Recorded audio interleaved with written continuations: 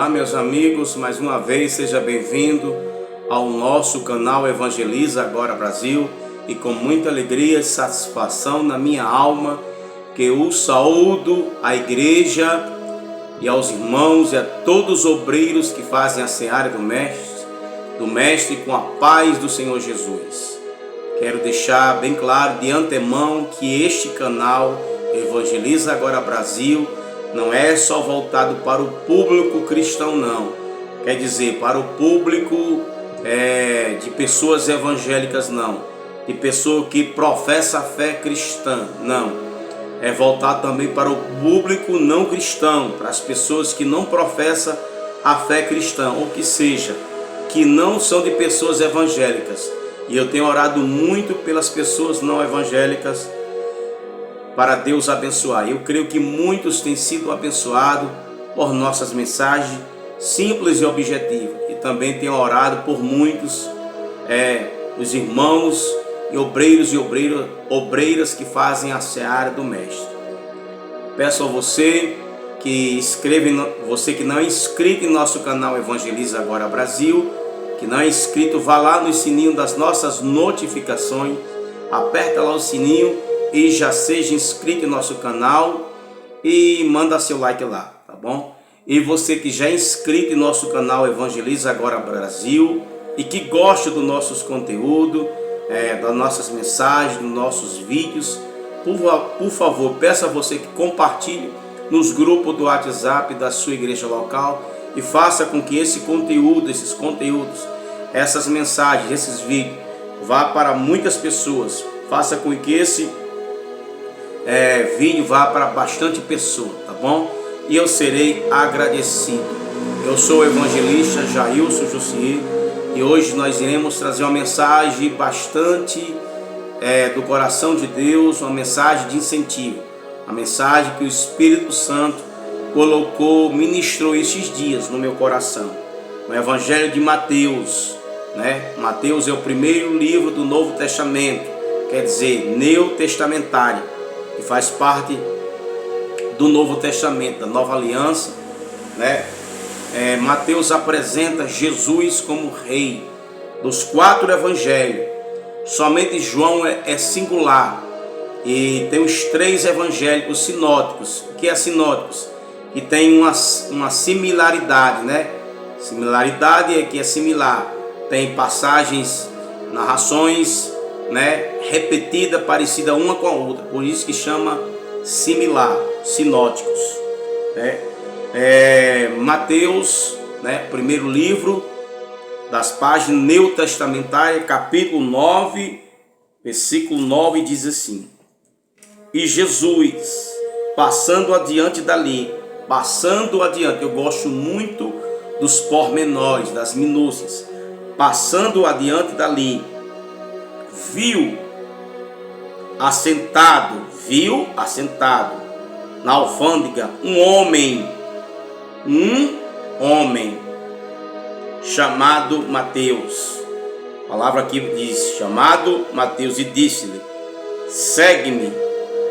E ele levantou-se e o seguiu. Em outras traduções, em outras versões, até no original grego, diz que imediatamente ele se levantou e o seguiu. Amados, queridos, a nossa prédica hoje, nossa exposição, nossa temática de hoje é: larguei tudo para viver do ministério. Larguei tudo, você pode botar uma temática aí: larguei tudo pelo ministério, ou larguei tudo para viver da excelência da pregação, tá bom? Queridos, quero falar, né, um pouco da minha experiência, do meu chamado, um pouco, só o básico. Em 2005, eu fiz um concurso público de Areia Branca. Foi eu e uma irmã lá do a irmã lá do Largo 2, uma irmã foi fazer comigo essa prova e estudamos, me lembro, 2005 para 2006, fomos para Areia Branca e tive a certeza, aquela coisa que eu ia passar, mas não passei. Fiz concurso de federativo, né? Fiz concurso de IBGE, de Correios. Comecei a me enveredar pelos estudos, né? Fiz vestibular para ciências contábeis, para história e não passei. Em 2005 para 2006 passei provavelmente 2 anos indo atrás no emprego na antiga loja do papai, que hoje não tem mais, você se lembra? E o irmão me incentivava e passei 2 anos ali, de 2 para 3 anos. Coloquei currículo para todo lugar e as portas se fecharam. Então teve um tempo que eu comecei a me consagrar. No meio dessa consagração, Deus se revelou para mim que teria comigo uma obra específica, que estava me separando para um ministério, né, específico, que tinha uma obra comigo de excelência. Então atendi o chamado, larguei tudo, né? Não foi fácil, né? Sofri algumas, posso dizer, críticas no começo, não foi fácil, mas encarei o ministério e o chamado, atendi o chamado de Deus. E quero deixar bem claro para você que deseja o episcopado, né? Está lá em Timóteo, aquele que anseia, ou seja, deseja o episcopado, excelente obra deseja. Quer dizer que a igreja precisa de homens que vai desejar e mulheres que vai desejar o episcopado. Então, você que quer viver da itinerância, quando eu digo itinerância, eu estou falando de cantor, de cantora, que o itinerante não é só pregador, pastor, né, que vai viver da obra. A itinerância é aqueles que estão em todo lugar, né? Pregador, cantor, missionário, missionária, né? Evangelista, ministério. Eu conheço um amigo meu lá em Brasília que ele só vive da itinerância. O ministério dele é só de ensino, só de mestre. Então você que vai viver da itinerância, eu quero deixar bem claro aqui.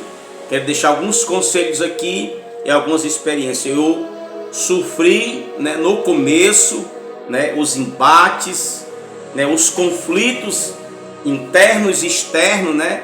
Interno porque às vezes vem o problema da dúvida, e o problema de alguns é o problema da dúvida. E quero aqui dizer que quando aconteceu comigo, um dia eu pensei, será que Deus me chamou? Quando você vinha esse momento de dúvida, todo homem que foi chamado para o ministério, que sofreu por causa da dúvida, essa é a certeza de que você foi chamado. Quando passar o momento de dúvida, pode ter certeza, é a certeza de que você foi chamado por Deus, foi chamada por Deus.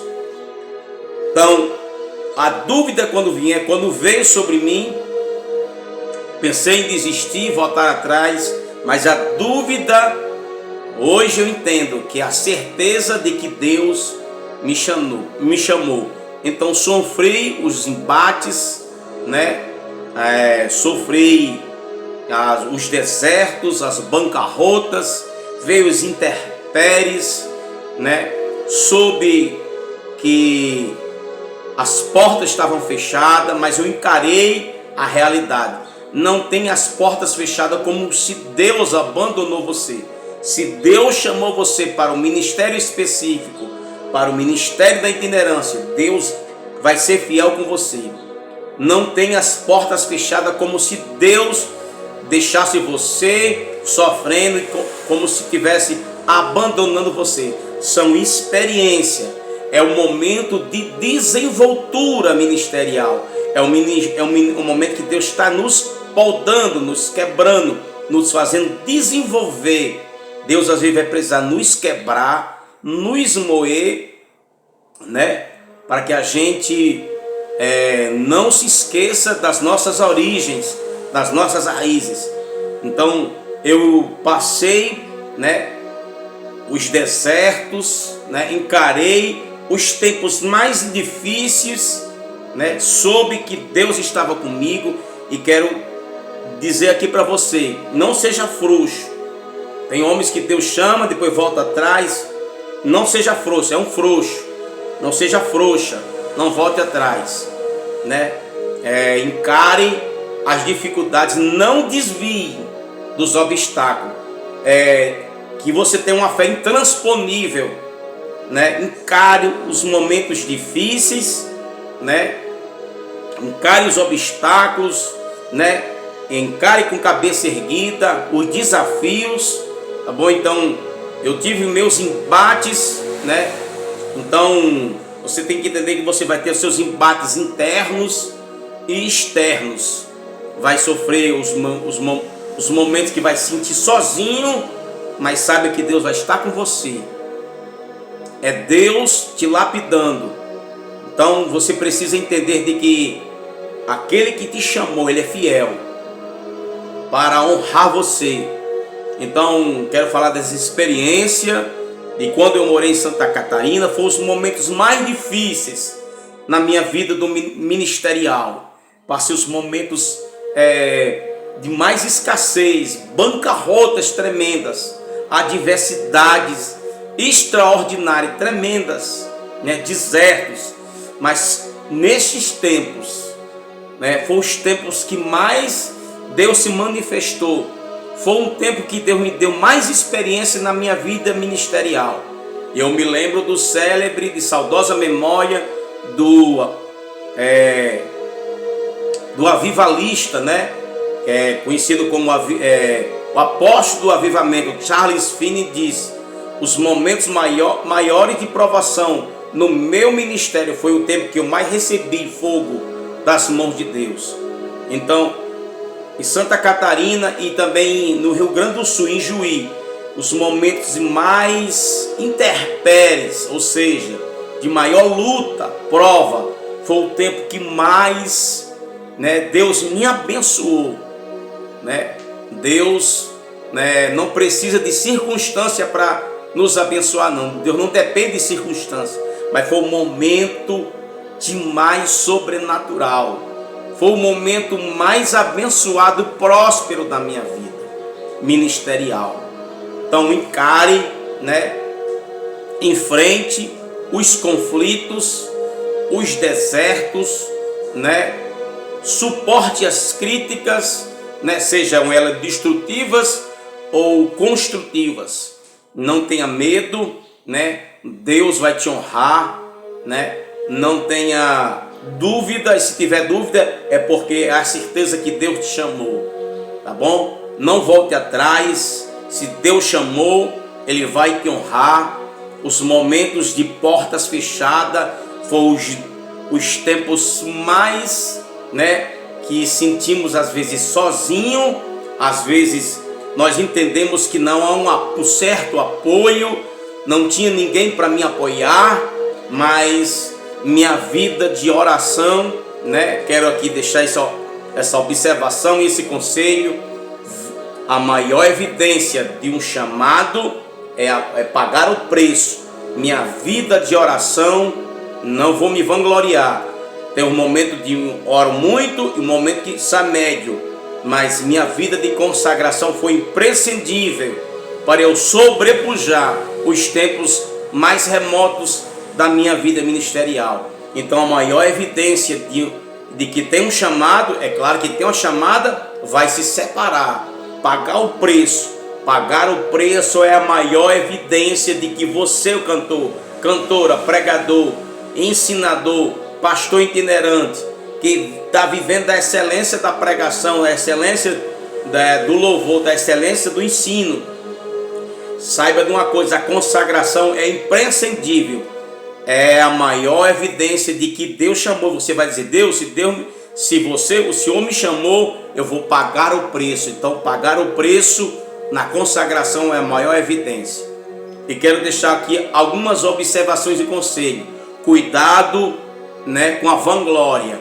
Lá em Jeremias vai dizer assim: não se glorie o rico da sua riqueza, o sábio na sua sabedoria e o forte na sua força, mas que glorie do Senhor. E aqui eu quero deixar 3 conselhos práticos. Primeiro, tenha cuidado com a vanglória.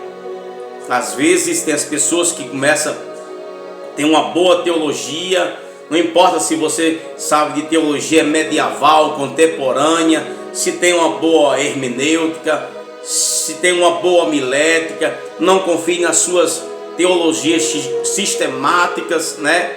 Apesar de que não estou reprovando isso, isso são ferramentas, use as ferramentas que o Espírito Santo de Deus e vai ser bênção.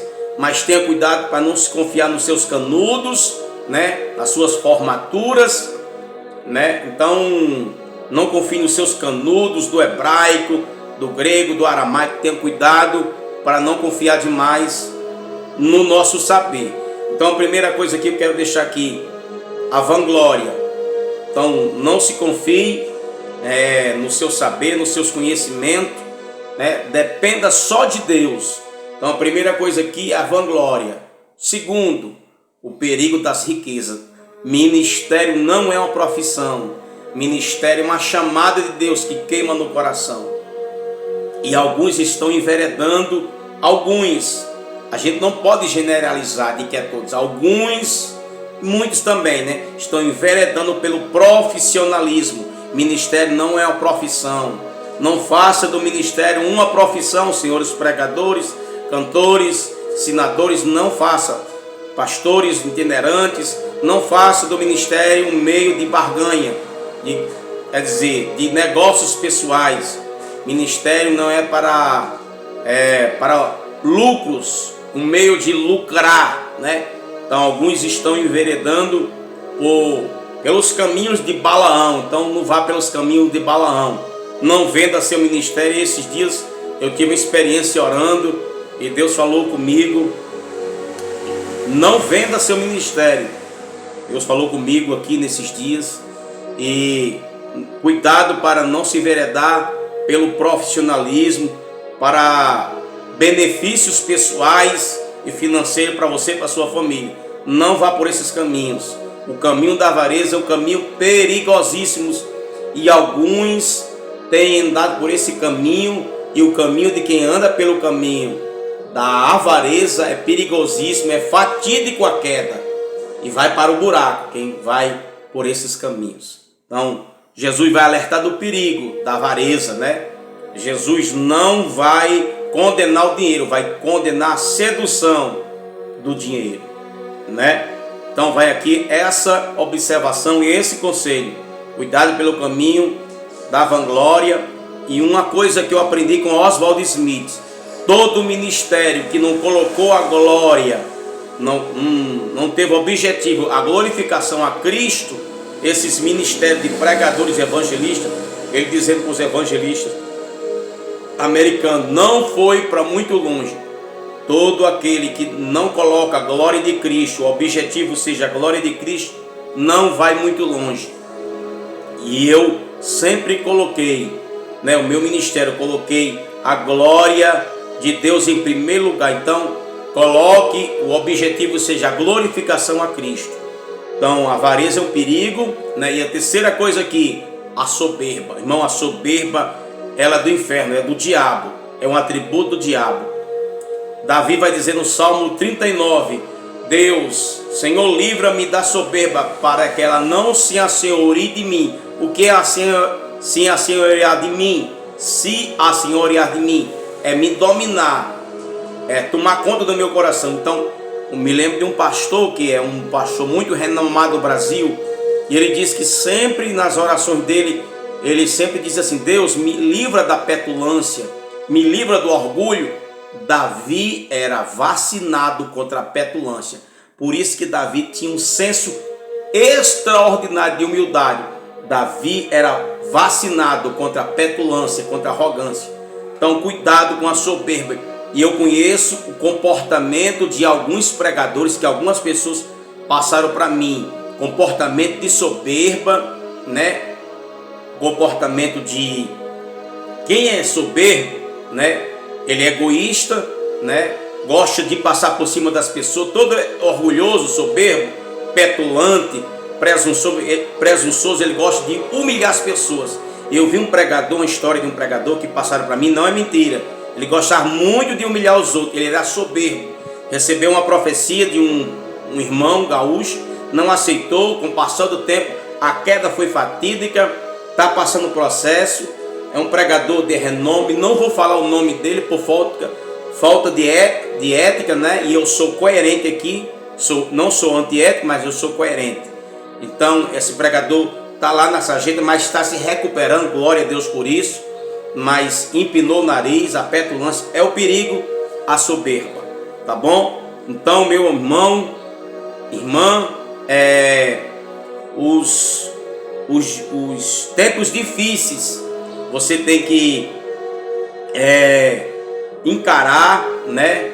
Seja forte, seja corajoso, seja destemido, determinado, né? Então você veja os tempos de escassez e se apegue na palavra de Deus. E você que é pregador, se você é pregador, você tem que comer Bíblia, meditar nas Escrituras. O pregador tem que separar para Deus, orar, se consagrar, jejuar e ler muita Bíblia. Então, fica aí bem claro, tá bom? Então, enfrente todos os dias de luta da sua vida ministerial. Enfrente, mas enfrente mesmo. Enfrente as adversidades, enfrente as calamidades, enfrente tudo. Saiba que Deus vai lhe recompensar. Tá bom? Eu deixo aqui essa palavra. Mateus 9, versículo 9 diz assim: E Jesus, passando adiante dali, primeiro pormenor aqui, eu quero, irmão, a Bíblia é tremenda. E passando adiante dali, a primeira coisa, aliás, a primeira minúcia aqui, não é ainda a primeira coisa, eu vou falar de algumas coisas aqui. Primeiro, pormenor aqui.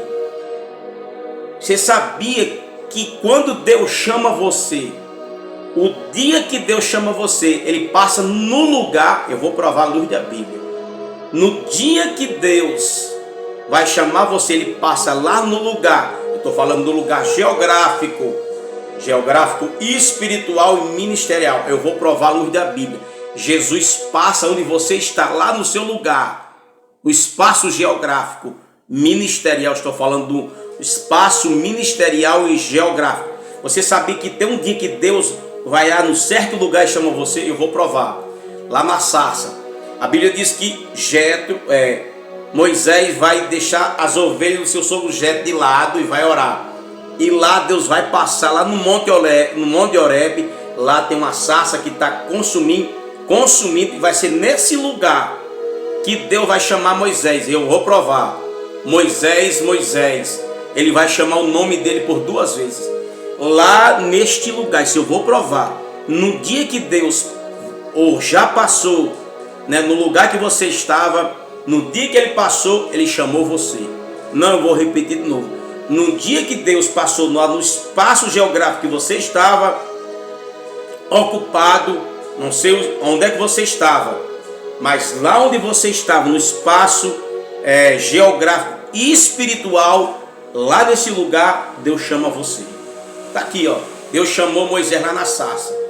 A Bíblia diz, no capítulo 4 de Mateus, a Bíblia diz que Jesus vai passar na Galileia. Ele vai passar onde? Lá no mar. A Bíblia diz que Pedro e André estavam lançando redes. Jesus vai passar no lugar geográfico, ministerial e espiritual. Jesus, Deus, Ele passa no... Você sabia que Deus, no dia que Deus chama você, Ele passa no certo lugar. E nesse lugar Ele que faz a chamada. Eu vou repetir de novo. Lá nesse lugar que você está, Deus passa lá e chama você. Ele chamou André e chamou Pedro. Ele estava o quê? Lançando redes. Tiago e João, filhos do trovão, que é o pai deles é Zebedeu. Eles estavam o quê? Estavam consertando redes. Jesus passou lá. Lá onde estava o quê? Na pesca, no mar. Jesus passa lá na passagem, aliás, no lugar geográfico, né, terráqueo da terra. Ele vai passar lá perto do mar, lá na pesca onde estava Pedro, André, Tiago e João. Isso aqui trazendo para o dia de hoje uma aplicação. Jesus, no dia que chama você, ele passa nesse lugar geográfico ministerial. E passando adiante dali, então Jesus passa, quer dizer, Deus passa. Eu vou provar outro texto bíblico. Juízes capítulo 6, versículo 11, 12 e 13. A Bíblia diz que Gideão estava malhando trigo. Olha o espaço geográfico que Deus vai passar. Ele estava escondido aonde? No lugar, o lugar de malhar uva. Não malhava trigo em lugar de malhar esse lugar assim não era lugar de malhar trigo, mas de malhar uva. Mas ele estava escondendo dos midianitas, ele estava no lugar escondido. Olha onde é que Deus vai passar. Vai passar dentro de uma cova, dentro de uma caverna, onde Gideão estava malhando trigo. E é nesse lugar, espaço geográfico e espiritual, tem um espaço, vou explicar bem direitinho para você entender. Tem um espaço espiritual, no mundo espiritual, que Deus, quando passa lá, nos chama. Está aqui o texto. Ele estava malhando trigo. E a observação que Deus não chama ninguém ocupado. Todas as vezes que Deus chamou homens, estavam em atividade, estavam em movimento. Gideão estava malhando trigo. Moisés estava cuidando de ovelha do seu sogro Jetro. Pedro, André, Tiago e João estavam na pesca. Jesus vai passar nos lugares. Quer dizer, Jesus passa numa terra espiritual, onde a gente está. E nesse lugar onde Deus passa, Jesus passando adiante. Então, tem um espaço geográfico, ministerial, que o próprio Deus passa lá. Você sabia, irmão? Isso aqui é tremendo. Tá bom? Então, essa minúcia aqui. Deus passa no espaço geográfico, espiritual e ministerial. Então Deus passa. Tem um lugar que Deus passou. E eu creio que se Deus não chamou, Ele vai passar lá ainda. Ele vai passar nesse ambiente geográfico e espiritual. Diz assim, viu. Primeira coisa aqui, Jesus viu. Aqui vai falar da visão. Irmão, não tem ninguém como Jesus. Possa ter que você esteja reclamando da sua área eclesiástica da sua igreja, que ninguém te viu, seu pastor não viu, os obreiros não dão oportunidade para você. Seja você cantor ou cantora, ou pregador, pastor itinerante, ministério do ensino itinerante, não sei. Talvez você esteja murmurando, reclamando, porque ainda ninguém te viu. Mas aqui uma coisa linda. Jesus te viu. Jesus nos vê. Jesus tem uma visão extraordinária. A visão de Jesus vai além das humanas. Vai além da visão da ótica humana. Possa até que você esteja reclamando, porque muitas pessoas não estão te vendo. A Bíblia diz que Jesus vai passando na alfândega e viu. Então a primeira coisa aqui, Jesus viu aquele homem. Jesus viu você. Diga assim, Jesus, possa os homens não me ver, os homens não te viu, mas coloca a mão no seu peito, diga, Jesus me viu. Jesus me viu, empatia. E a visão de Jesus é extraordinária para chamar o homem. Jesus vê você. Jesus olha para você. Jesus viu. Primeira coisa, Jesus nos vê. Jesus me viu. E assentado. Viu assentado na alfândega. Mateus era cobrador de impostos. Mateus não era como Zaqueu. Zaqueu, alguns erram em dizer que ele era cobrador. Ele era líder de cobrador de impostos. Era publicano. Ele estava assentado. Outra minúcia aqui. Uma minúcia aqui. Um pormenor aqui. Ele estava assentado. Não sei se você está sentado. Isso aqui fala quando Jesus vai nos chamar, irmão, Ele vê até de que maneira você está. se você está deitado na rede, deitado na cama, dormindo à noite, não importa, dormindo na sua cama, se você está sentado na cadeira, se está em pé caminhando, não importa. Aqui o que importa é que Jesus viu aquele homem sentado. Você pode estar sentado hoje, Jesus vê de que forma, quando vai chamar você, você está. Não sei se você está sentado, mas não se preocupe. Mesmo sentado, Jesus vai chamar você sentado.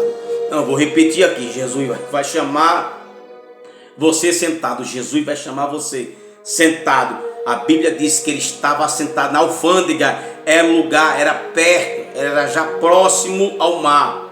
Provavelmente ele estava cobrando imposto de alguém, né? A alfândega fazia parte ali do mar da Galileia, de um porto, para que a Galileia tinha um porto grande. E foi um tempo oportuno, foi uma porta aberta para Jesus pregar o Evangelho. Então ele viu ele na alfândega, sentado. Então eu trouxe esse pormenor aqui, você pode estar sentado. Jesus está vendo você sentado, tá bom? Não importa, hoje você está sentado, mas Jesus... você pode estar sentado, mas Jesus lhe vê da maneira que você está, tá bom? Então ele estava sentado na alfândega, um homem chamado Mateus. A Bíblia diz que havia na Galileia, em Cafarnaum, numa avenida à direita, havia 120 cobradores da direita e 120 da esquerda. De todos aqueles, então havia essa tradição, de todos aqueles 120 da direita e 120 da esquerda, então dá 200, 120, 240. Daqueles 240, Jesus somente selecionou aquele homem. Somente Jesus trouxe Mateus para a seleção dele. E a segunda coisa aqui, Jesus selecionou você. De todos os pregadores que não são chamados para um ministério específico, cantores, cantoras, seja um ministério de profeta, um ministério de missionário, evangelista, ou seja, um ministério de mestre, ensino, de todos esses, essa multidão, Jesus colocou o seu nome na seleção de Deus. Não, vou repetir aqui, você está na seleção de Deus. Por que, pregador Jailson? Porque Jesus selecionou o seu nome. Seu nome é Maria, selecionou você, João. Jesus chamou Mateus para a escola do apostolado, chamou ele para ser discípulo. Então a segunda coisa aqui, Deus nos seleciona. Jesus está colocando você na seleção dele. Amém? Então a segunda coisa, Deus escolheu você de todos aqueles 240 cobrador de imposto da Galileia. E diz os estudiosos que Mateus tinha uma conexão com, provavelmente, uma Bíblia tremenda. A Bíblia, os evangelhos sinóticos que não estão escritos aqui, podem fazer conexão com a Bíblia. E é interessante que Lucas fala de Zaqueu e alguns dizem que havia uma comunhão, havia um contato pessoal de Mateus, que trabalhava provavelmente para Zaqueu, que era líder, cobrador de impostos. Tá bom? Então provavelmente eles tinham encontros pessoais. E ele talvez seja submisso, ou seja, subordinado à liderança de Zaqueu, que era líder de cobrador de impostos. Talvez Mateus fosse um desses. Então ele era um homem conhecido como traidor da pátria, odiado. Irmão, aqui a terceira coisa que eu vou aqui trazer como minúcia, como pormenor. Deus vai além da ótica humana. O problema de Zaqueu não impediu, o problema moral de Zaqueu não impediu de Deus chamar ele para a escola de apostolado, quer dizer, para o ministério específico. o problema moral não vai impedir com que Deus chame você para o ministério. Não, eu vou repetir de novo. Não sei se você é detestado, odiado, se tem mau comportamento, se é rejeitado. O problema de Mateus era moral, porque ele era porque os cobradores de impostos tinham certas barganhas, né? Propina. Provavelmente ele era tido como ladrão. Deus não vai olhar o problema moral para não chamar ele para o ministério. Deus vai além da ótica humana. Não é o problema de moral que você tem que vai fazer com que Jesus chame você para o ministério da pregação, o ministério de cantor, o ministério do louvor, o ministério de pastor, de itinerante, o ministério de ensino. Não é por causa de uma deficiência moral que Deus vai chamar você.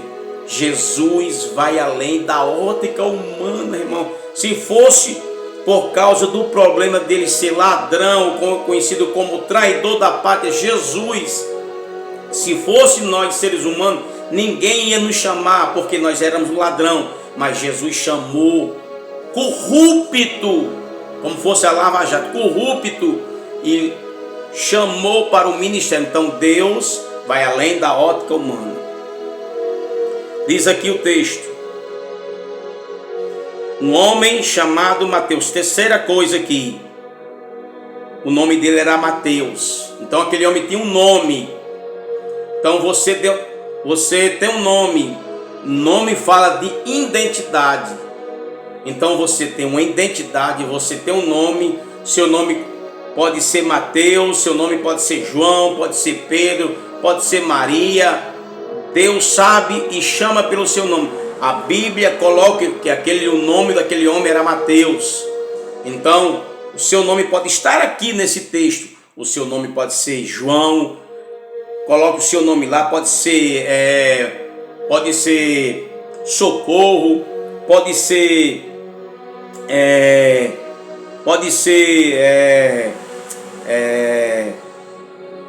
Roberto. Pode ser Thales, pode ser Márcio, não importa, pode ser Marcos. Coloque o seu nome lá, o seu nome está aqui, o seu nome está aqui, coloque o seu nome aqui, tá bom? Então, terceira coisa, aquele homem tinha um nome, e o nome fala de quê? De reputação. Apesar de que Mateus tinha uma posição, né? Mateus tinha uma posição, tinha um poder aquisitivo, né? Tinha um status social. Então, terceira coisa, você tem um nome, Mateus.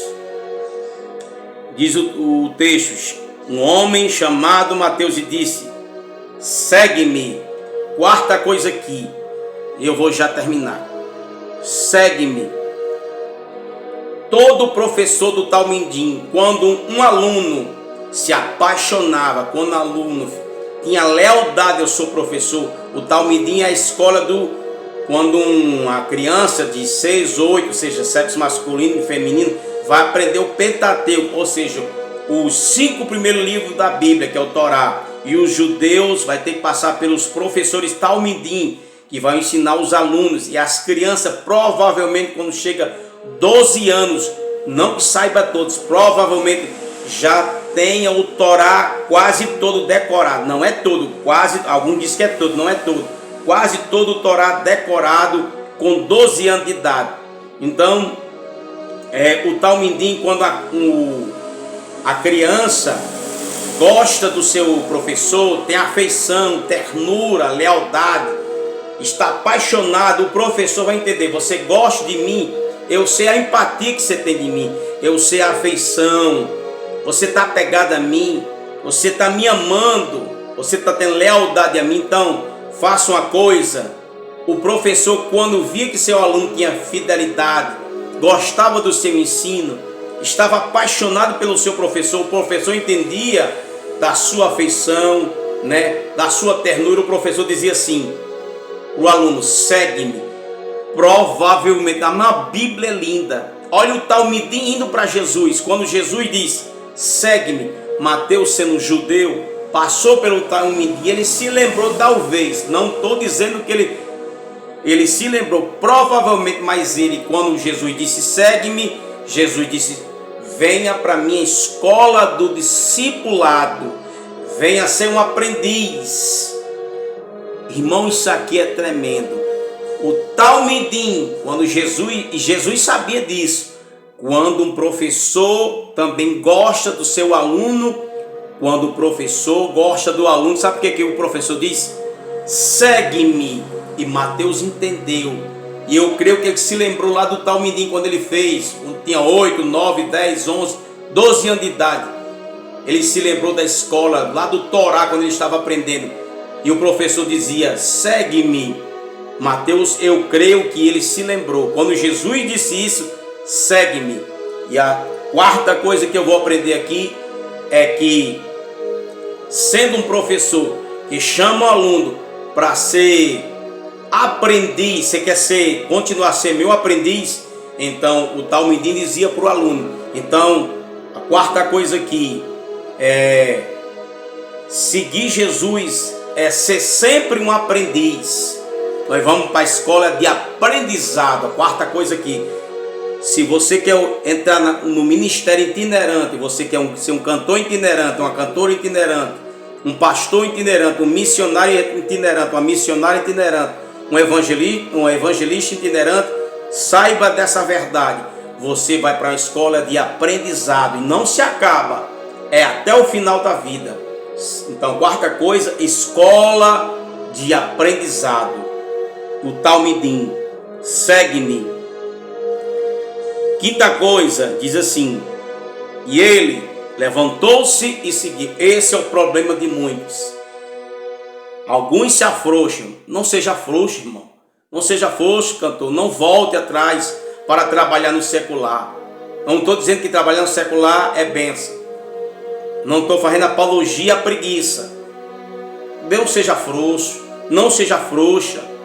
O problema seu é que você ainda não se levantou. O problema de muitos hoje é o problema da dúvida também. Duvida a ponto que não se levanta. Jesus disse, a Bíblia diz, se levantou, aqui é postura. Deus quer postura, posição. Ele disse, e ele se levantou. O problema de muitos hoje é que fica sendo omisso. Jesus está te chamando ao ministério. Tem muitas pessoas que eu conheço que chamou Jesus ao ministério, Deus chamou o ministério e continua sentado, não se levantam, estão sendo omissos a um chamado de Deus. Cuidado com a omissão, cuidado você que Deus chamou, você que Jesus chamou, cuidado com certas omissões, essas omissões a ponto de você ficar aí parado e não se levantar. O problema de muitos é que muitos não se levantaram. O texto vai dizer, quinta coisa, Mateus se levantou, postura. E eu quero profetizar, você vai se levantar. Você vai se levantar como Mateus. Eu me levantei durante 20 anos de ministério. Eu me levantei. No dia que Deus me chamou, eu também fiz essa postura. Eu me levantei. Mateus se levantou, diz o texto. E ele levantou-se. Em outras traduções, em outras versões, no original grego, diz assim, ele deixou tudo.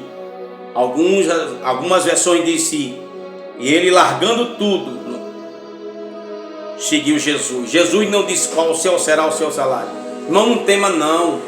Saiba como depender de Deus. Dependa só de Deus, tá bom? Então, aqui uma observação aqui. Nesse quinto ponto aqui, quinta coisa aqui, Jesus, ele se levantou, né? Então nós precisamos de uma certa postura, tá bom? Então tem a postura que eu profetizo que você vai se levantar. E ele levantou-se e seguiu. Estava na alfândega um homem chamado Mateus e disse-lhe, segue-me. E disse-lhe, segue-me. E disse-lhe, segue-me. Quer dizer, houve uma comunicação. houve um relacionamento, quando Deus vai nos chamar, o que é que vai acontecer? Quando eu aprendo aqui um pormenor extraordinário. Extraordinário esse pormenor. Quando Deus te chamar, Ele vai se comunicar com você. Seja através de um profeta, mas o próprio Deus vai chamar Mateus. Olha o que é que vai dizer o texto, a comunicação. Quer dizer, Deus vai comunicar-se comigo. Qual é a comunicação de Jesus com Mateus? E disse. Tá bom? Então Deus vai falar com você. Deus vai falar na chamada, dentro da chamada. Deus vai falar com você. Comunicação. Tá bom? Então fica essa palavra. Larguei tudo pelo ministério. Receba essa palavra. É simples, mas é objetiva.